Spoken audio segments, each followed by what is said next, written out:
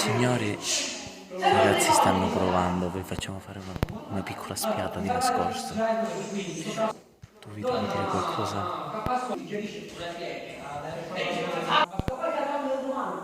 Sistemati così. Solito mi sistemo. Sì, sto registrando. Va bene, dai. Ciao Antonino. Ciao. Allora, tu sei una vecchia guardia della compagnia, Che uno dei guardia che vecchia, fondatori. però. Sì, uno dei fondatori.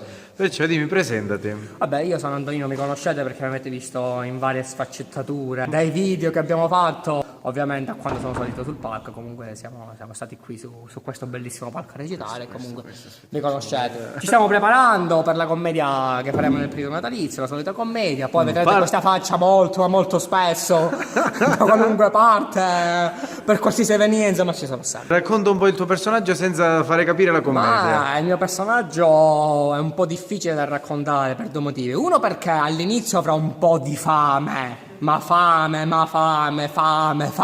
e ancora fame. Poi pian pianino diventerà un po' più... Basta, non facciamo capire niente. Antonino vi ha dato un grosso indizio, cercate di capire la situazione perché prima o poi fra breve ve lo diremo. Però per vedere dovete venire, altrimenti non vedrete nulla, non capirete nulla. Saluta, dai un bacio. Ci vediamo.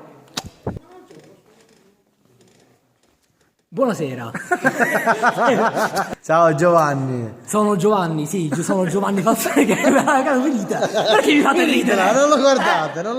Non mi guardate.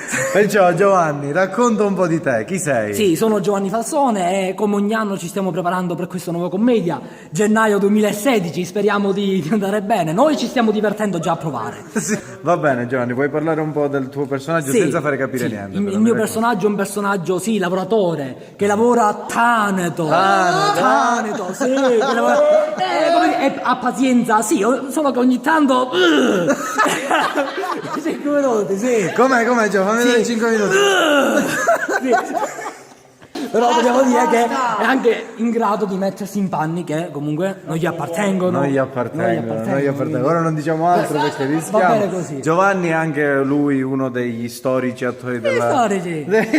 Un richiamo lo Sì, facciamo. una vecchia rivicenda. Una vecchia date, la dopo.